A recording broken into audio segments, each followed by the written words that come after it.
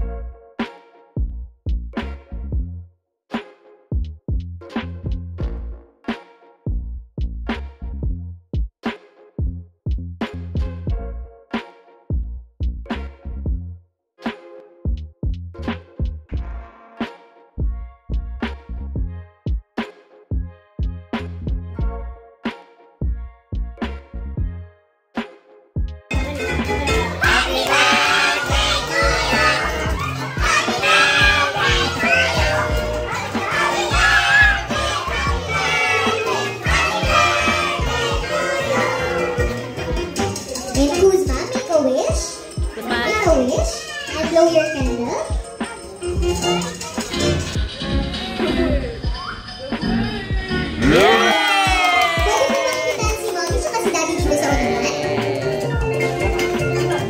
Ayun, alam ko hindi mo pa masyadong maiintindihan to, pero lahat to naka-record. So, mapapanood mo na lang lahat to sa Facebook mo, malalaman mo na isang araw, may naganap na ganito sa birthday. Yun lang. Basta yung mag-aaral, mag-start pa lang siya mag-aaral eh. So, aral lang siya mabuti, gano'n. Thank you. Yun, so, madami yung nakarating kaya hindi natin napuno. Pero okay na kasi maulan. Actually, ang pinaka-surprise talaga dapat today is mag-i-Spider-Man naman na cosplay.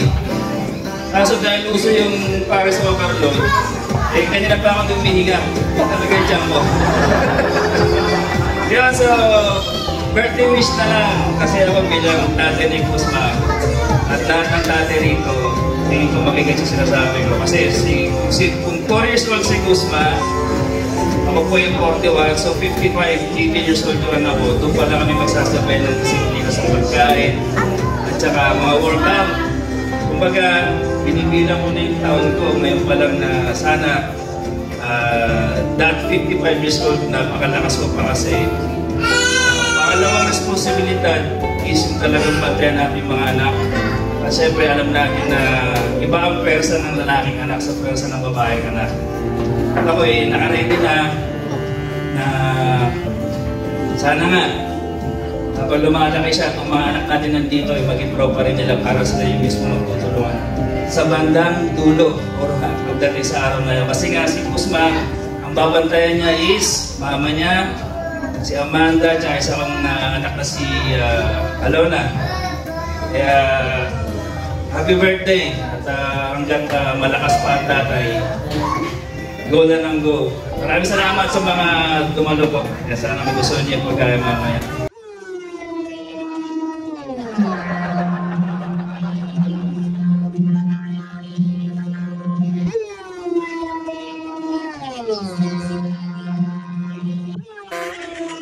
Isa kang timang.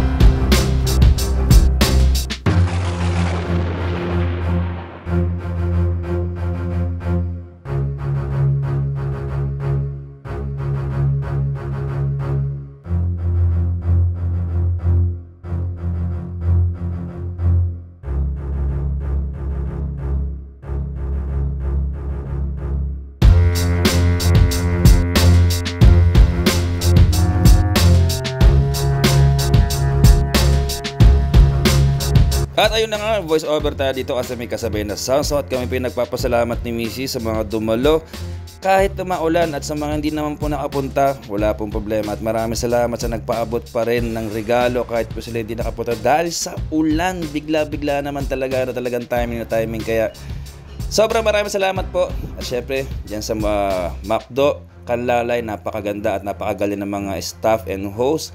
At syempre, sa mga nag-sponsor po dito, Ito po ay birthday gift lang nung kanyang mga ilang ninong-ninang. Kaya sobrang maraming salamat. Nasa dulo ng video po yung pangalan kung bakit natuloy itong party na to. Sobrang maraming salamat again kay Lord, kasi siya talaga yung pinaka-powerful sa lahat at nagbibigay ng sign sa atin lahat. Kaya tuloy-tuloy na tayo magtiwala at sana lahat healthy at masaya sa simple man o garbong bagay natin sa buhay.